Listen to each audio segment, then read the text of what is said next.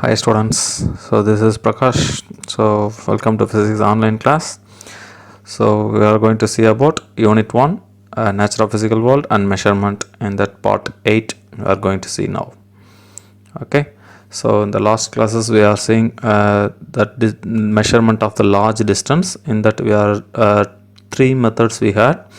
So அதில் ரெண்டு method already நம்ம லாஸ்ட் கிளாஸஸில் பார்த்துருக்கோம். என்னென்ன மெத்தட் அப்படின்னு பார்த்தீங்கன்னா ட்ரையாங்குலேஷன் மெத்தட் பார்த்தோம் அண்டு பேரலாக்ஸ் மெத்தட் பார்த்தோம். ஓகே, ஸோ நெக்ஸ்ட் தேர்ட் மெத்தடில் எப்படி மெஷர் பண்ண போகிறோம் லார்ஜ் டிஸ்டன்ஸ் அப்படின்னு பார்த்தீங்கன்னா that is called radar method அப்படின்னு சொல்கிறாங்க. Okay, so what is a full form of radar அப்படின்னு பார்த்தீங்கன்னா ரேடார் ஆர் ஃபுல் ஃபார்ம் வந்து ரேடியோ டிடெக்ஷன் அண்ட் ரேஞ்சிங் அப்படின்னு சொல்கிறாங்க. ரேடியோ டிடெக்ஷன் அண்டு ரேஞ்சிங் அதோட ஷார்ட் சிம்பிள் தான் ரேடார், RADA ஆர் ரேடார் அப்படின்னு சொல்கிறாங்க.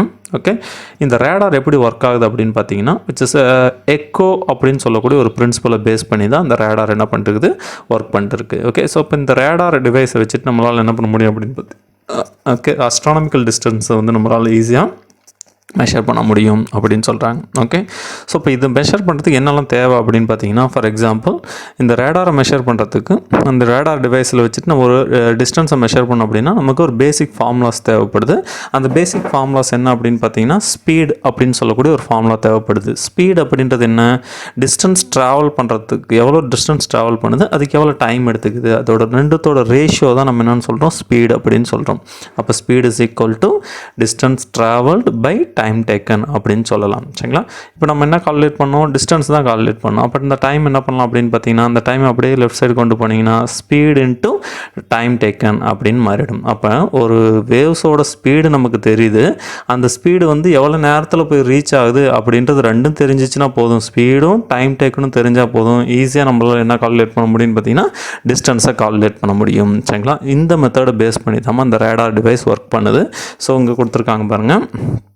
ஓகே, ஸோ இப்போ இந்த இடத்துல பார்த்தீங்க அப்படின்னா இங்கே இருக்க ஒரு ஆண்டனா என்ன பண்ணால் ஒரு ரேடியோ வேவ்ஸை ட்ரான்ஸ்மிட் பண்ணணும். ஓகே, இந்த ரேடியோ வேவ்ஸ் என்ன பண்ண ஆரம்பிக்குன்னு பார்த்தீங்கன்னா டிஸ்டன்ஸில் இருக்கக்கூடிய ஆப்ஜெக்ட் வந்து இங்கே வந்து நம்ம ஒரு ஏரோப்ளேன் எடுத்துருக்கோம். சப்போஸ் நீங்கள் வந்து ஒரு மார்ஸோ இல்லை ஒரு வேறு ஏதாவது பிளானட் கூட நீங்கள் என்ன பண்ணிக்கலாம்னு பார்த்தீங்கன்னா எடுத்துக்கலாம். சரிங்களா, ஸோ இப்போ இங்கேருந்து ஒரு ரேடியோ வேவ்ஸை ட்ரான்ஸ்மிட் பண்ணுங்கள். ஓகே, ஸோ அப்போ அந்த ரேடியோ வேவ்ஸ் என்ன பண்ண ஆரம்பிக்குன்னு பார்த்தீங்கன்னா போய் ட்ரான்ஸ்மிட் ஆகி போய் அந்த பிளேன் மேலே பட்டு என்ன பண்ண ஆரம்பிக்குன்னு பார்த்தீங்கன்னா ரிஃப்ளெக்ட் ஆகி வரும். சரிங்களா, அந்த ரிஃப்ளெக்ட் ஆகி வரது தான் நம்ம எக்கோ அப்படின்னு சொல்ல போகிறோம். அப்போ இங்கே அனுப்பும் போது நீங்கள் என்ன பண்ணுறீங்க 0 செகண்டில் அனுப்புகிறீங்க, போய் அங்கே பட்டு திரும்ப ரிட்டன் வரும்போது என்ன பண்ணுறதுன்னு பார்த்தீங்கன்னா ஒரு 30 செகண்ட்ஸ் ஆயிருக்கு அப்படின்றத நம்ம கால்குலேட் பண்ணிக்கிறோம். சரிங்களா, அப்போ அந்த டைம்ன்றது என்னது போகிறதுக்கும் தென் ரிட்டன் ஆகி வரத்துக்கும் டோட்டலாக எடுத்துக்கணும் டைம் தான் நம்ம 30 செகண்ட்ஸ் அப்படின்னு எடுத்துக்கிறோம். நமக்கு இப்போ என்ன தெரிஞ்சால் மட்டும் போதும்னு பார்த்தீங்கன்னா டிஸ்டன்ஸ்ன்றது ஒரு டைம் போனால் மட்டும் போதும், ரிட்டன் வரணும்னு அவசியம் கிடையாது. ஸோ அப்போ நமக்கு ஆஃப் ஆஃப் த டைம் இருந்தால் போதும். சரிங்களா, அப்போ ஆஃப் ஆஃப் த டைம்ன்றது என்னது அந்த 30 மினிட்ஸில் 30 செகண்ட்ஸில் ஆஃப் ஆஃப் த செகண்ட்ஸ் வந்து 15 செகண்ட்ஸ் ஆகும். அப்போ நீங்கள் இந்த இடத்துல சப்ஸ்டியூட் பண்ணும்போது டிஸ்டன்ஸை கால்குலேட் பண்ணுறதுக்கு சப்ஸ்டியூட் பண்ணும்போது இந்த இடத்துல டைமை மட்டும் டிவைடட் பை 2 போட்டுக்கோங்க. சரிங்களா, அப்போ எவ்வளோ ஸ்பீடில் போகுது அந்த ஸ்பீடுன்றது வின்ற சிம்பிளில் கொடுக்குறோம். தென் எவ்வளோ டைம் டேக்கனோ அந்த டைம் டேக்கன் பை 2 போட்டிங்க அப்படின்னா எவ்வளோ டிஸ்டன்ஸ் ட்ராவல் ஆகுது அப்படின்றது ஈஸியாக கால்குலேட் பண்ண முடியும். அப்போ ரேடாரில் டிஸ்டன்ஸ் கால்குலேட் பண்ணுறதுக்கான formula D is equal to V into T by 2 அப்படின்னு சொல்கிறாங்க. இப்போ Vன்றது speed of the radio waves and Tன்றது டைம் டேக்கன். ஏன் 2ஆல் டிவைட் பண்ணுறோம் அப்படின்னா டைம் டேக்கன் ஃபார் ட்ரான்ஸ்மிட் ஆகிற டைமும் அண்டு ரிசீவ் ஆகிறதுக்கு எடுத்துக்கிற டைம், அப்போ 2 டைம்ஸ் எடுத்துக்கிறதுனால நம்ம 2ஆல் டிவைட் பண்ணுறோம்.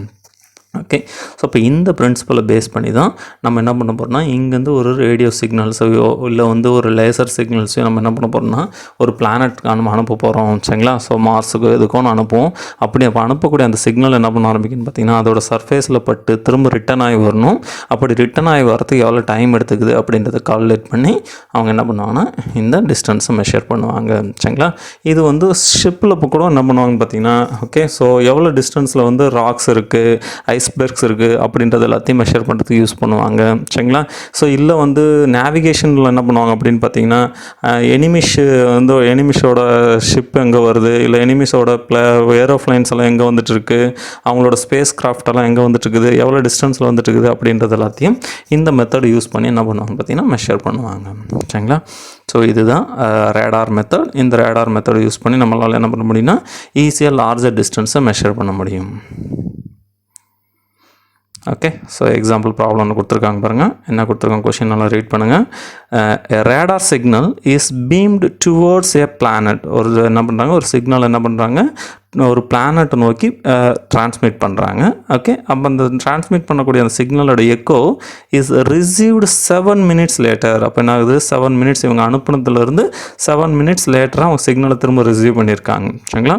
If the distance between the planet and earth is, distance கொடுத்துட்டாங்க 6.3 × 10⁻10 மீட்டர் அப்படின்னு கொடுத்துருக்காங்க. Okay, calculate the speed of the signal. Okay, so இப்போ இந்த இடத்துல நம்ம இதில் என்ன பார்த்தோம், ஸ்பீடும் டைம் டேக்கனும் தெரிஞ்சால் டிஸ்டன்ஸ் கண்டுபிடிக்க முடியும்னு சொன்னோம். இப்போ இவங்க என்ன சொல்கிறாங்க, டிஸ்டன்ஸும் டைம் டேக்கனும் கொடுத்துட்டாங்க. என்ன கேட்குறாங்க அவங்க, இப்போ அதோட வெலாசிட்டி எவ்வளோ இருக்கும், ஸ்பீடு எவ்வளோ இருக்குன்னு கேட்குறாங்க. சரிங்களா? ஸோ ஈஸி தான், ஒன்றும் பிரச்சனை கிடையாது.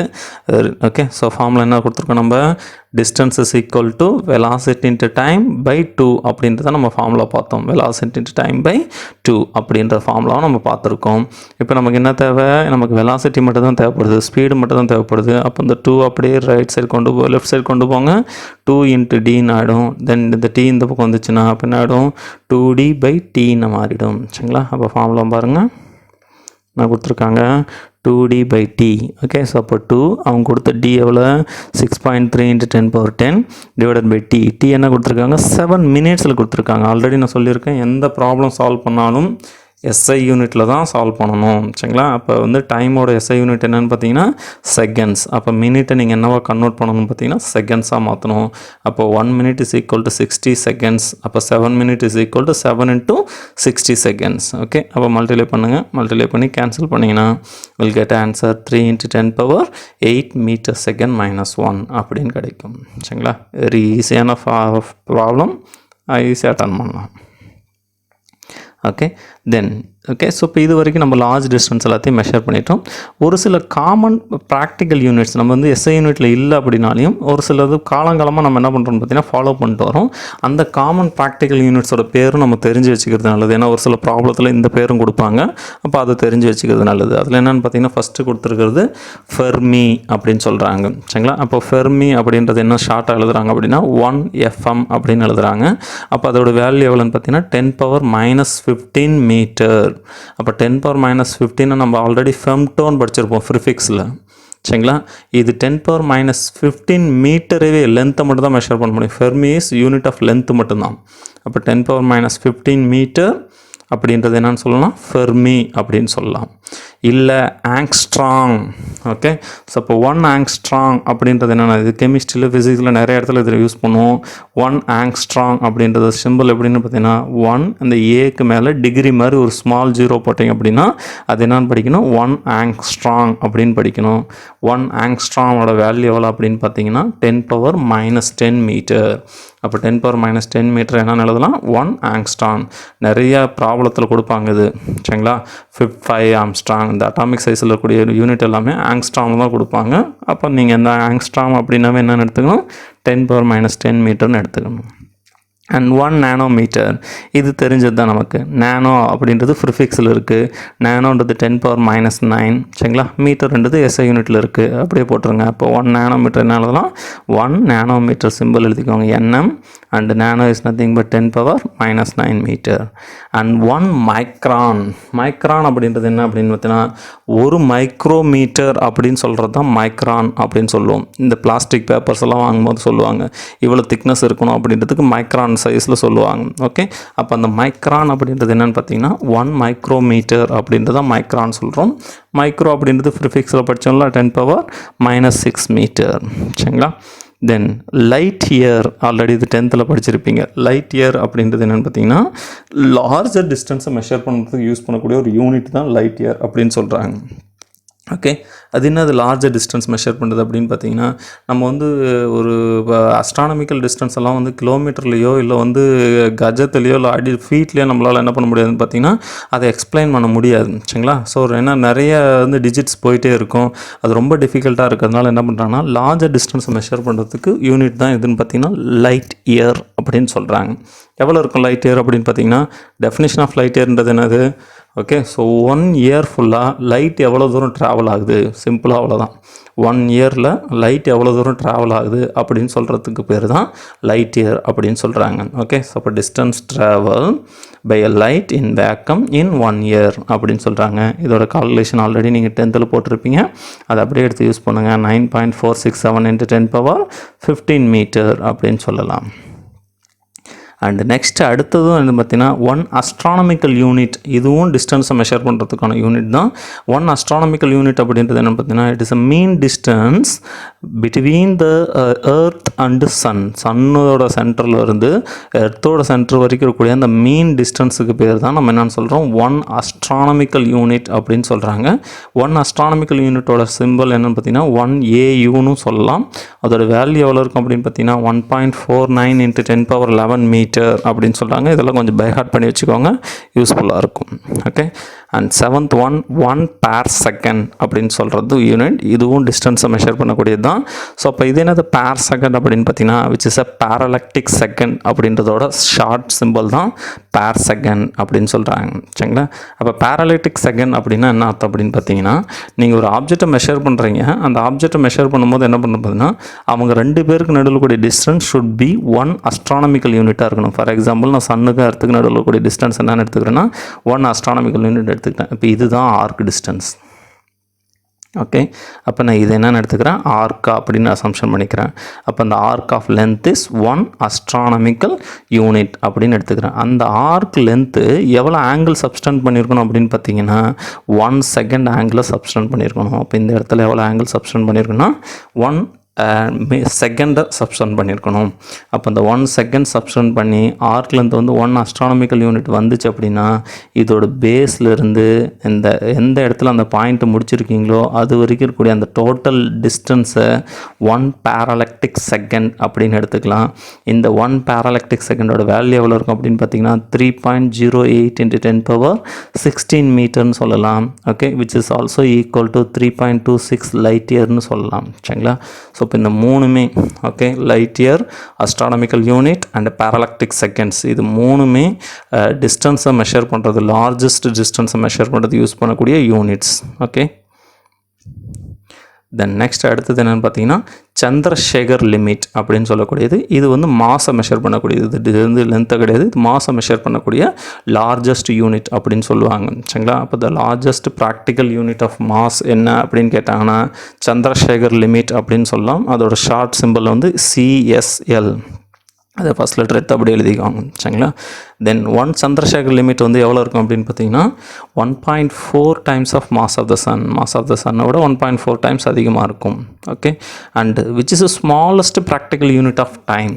டைமை மெஷர் பண்ணுறதுக்கு ஸ்மாலஸ்ட் யூனிட் என்ன அப்படின்னு பார்த்தீங்கன்னா ஷேக் அப்படின்னு சொல்லக்கூடியது தான். 1 ஷேக் அப்படின்னா எவ்வளோன்னு பார்த்தீங்கன்னா 10⁻−8 செகண்ட் தான் 1 ஷேக் அப்படின்னு சொல்கிறாங்க. ஓகே, ஸோ நெக்ஸ்ட் அடுத்தது பார்க்கலாம் மெஷர்மெண்ட் ஆஃப் மாஸ். இது வரைக்கும் நம்ம மெஷர்மெண்ட் ஆஃப் லென்த்தை பற்றி பார்த்துட்டோம். அந்த லென்த்தில் வந்து என்ன பார்த்தீங்கன்னா 2 கேட்டகரியாக பிரித்தோம். மைக்ரோகோசோன் பிரித்தோம், மேக்ரோகோசோன் பிரித்தோம். தென் டைரக்ட் மெத்தடில் மெஷர் பண்ண முடியும், இன்டைரக்ட் மெத்தட்லையும் மெஷர் பண்ண முடியும். அதில் பார்த்திங்கன்னா டைரக்ட் மெத்தடில் வந்து ஒரு மீனிங்ஃபுல்லான இருக்கக்கூடிய வேல்யூஸை மெஷர் பண்ண முடியும் அப்படின்னு சொன்னோம். அதே வந்து இன்டைரக்ட் மெத்தடில் பார்த்திங்கன்னா வெரி வெரி வெரி ஸ்மால் சைஸாக அண்ட் வெரி லார்ஜ் சைஸில் இருக்கக்கூடியதை மெஷர் பண்ண முடியும் அப்படின்றத நம்ம லாஸ்ட் கிளாஸஸில் பார்த்துட்டு இருந்தோம். சரிங்களா, இப்போ அதே மாதிரி மெஷர்மெண்ட் ஆஃப் மாஸை பார்க்கலாம். ஓகே, மாஸ் அப்படின்னா என்ன? Mass is a property of the matter. நம்ம எடுத்துக்கூடிய ஒரு ஆப்ஜெக்ட் எடுத்துக்கிறோம், அதில் எத்தனை மேட்டர் ப்ரெசென்ட் ஆகிருக்கு அப்படின்னு சொல்லக்கூடிய அந்த ப்ராப்பர்ட்டி தான் நம்ம என்னென்னு சொல்ல போகிறோம் அப்படின்னா மாஸ் அப்படின்னு சொல்கிறோம். ஓகே, ஸோ இது எதை டிபெண்ட் பண்ணியிருக்காதுன்னு பார்த்தீங்கன்னா மாஸ் வந்து டெம்பரேச்சரையோ ப்ரெஷரையோ and location of the body in ஸ்பேஸையோ என்ன பண்ணுறதுன்னு பார்த்தீங்கன்னா டிபெண்ட் பண்ணியிருக்காது. அது only depends on the amount of matter present in the பாடியை மட்டும்தான் டிபெண்ட் பண்ணியிருக்கு அப்படின்னு சொல்கிறாங்க.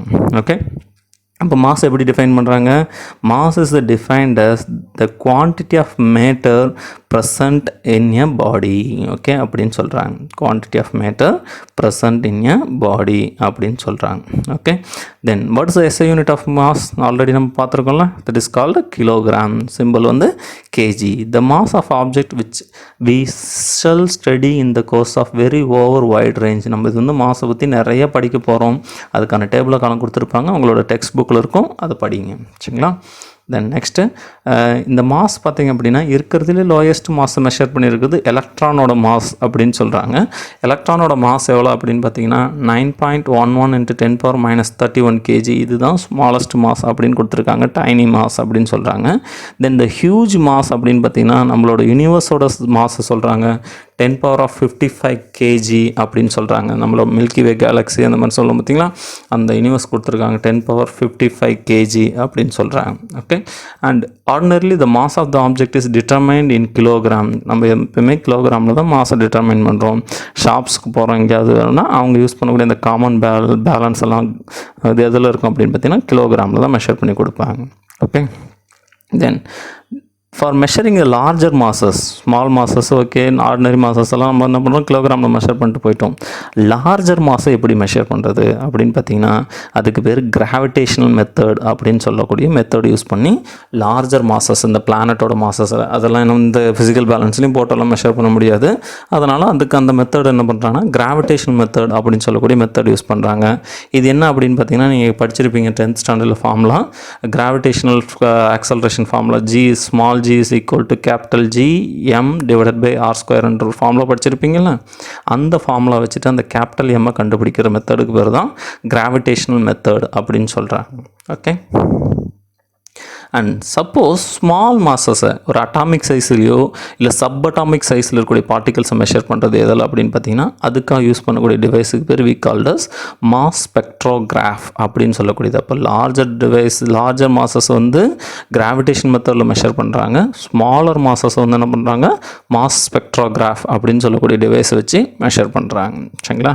ஸோ இப்போ வந்து ரீசெண்டில் நம்ம என்ன பண்ணுறோம்னு பார்த்தீங்கன்னா நிறைய பேலன்ஸ் எல்லாம் கண்டுபிடிச்சிருக்கோம். என்னென்ன பேலன்ஸஸ் எல்லாம் இருக்குது அப்படின்னு பார்த்தீங்கன்னா whining balance, commonly used that common balance, spring balance and electronic balance, இந்த மாதிரி நிறைய பேலன்ஸை நம்ம கண்டுபிடிச்சிருக்கோம். Okay, so these are the explanation about mass. And next என்ன பார்க்கலாம் அப்படின்னு பார்த்தீங்கன்னா மெஷர்மெண்ட் ஆஃப் டைம். டைம் என்ன பண்ணுறோம் அப்படின்னு பார்த்தீங்கன்னா நம்ம டைமை மெஷர் பண்ணுறதுக்கு யூஸ் பண்ணக்கூடிய டிவைஸ் பார்த்தீங்கன்னா கிளாக் அப்படின்னு சொல்லுவோம்.